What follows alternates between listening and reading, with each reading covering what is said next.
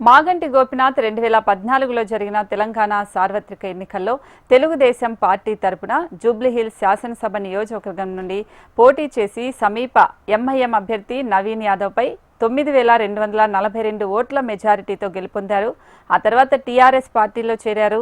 2018లో జరిగిన తెలంగాణ ముందస్తు ఎన్నికల్లో తెలంగాణ రాష్ట్ర సమితి పార్టీ టికెట్పై పోటీ చేసి సమీప కాంగ్రెస్ పార్టీ అభ్యర్థి పి విష్ణువర్ధన్ రెడ్డిపై 16004 ఓట్ల మెజారిటీతో గెలిచారు.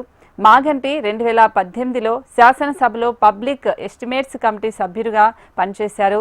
మాగంటి గోపినాథ్ జనవరి 26, 2022న బీఆర్ఎస్ పార్టీ హైదరాబాద్ జిల్లా అధ్యక్షుడిగా నియమితులయ్యారు. ప్రస్తుతం మాగంటి గోపినాథ్ జూబ్లీహిల్స్ ఎమ్మెల్యేగా ఉన్నారు.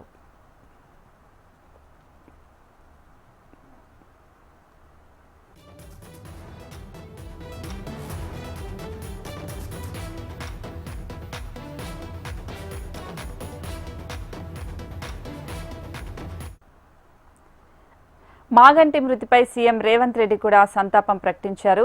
మాగంటి అకాల మరణం తీవ్ర దిగ్భ్రాంతిని కలిగించిందన్నారు.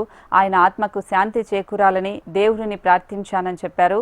మాగంటి కుటుంబ సభ్యులకు తన ప్రగాఢ సానుభూతిని తెలియజేశారు రేవంత్ రెడ్డి.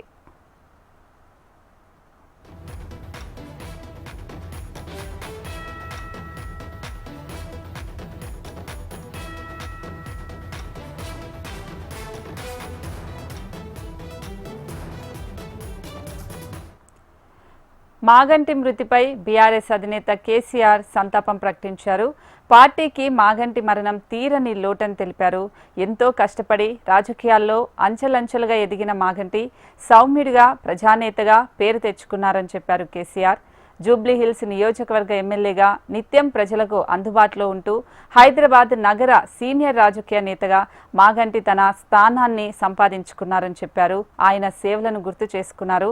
మాగంటిని కాపాడేందుకు వైద్యులు చేసిన కృషి, పార్టీ తరపున చేసిన ప్రయత్నాలు అన్నీ ఫలించకపోవడం దురదృష్టకరమని తెలిపారు కేసీఆర్. ఆయన ఆత్మకు శాంతి చేకూరాలని ప్రార్థించారు.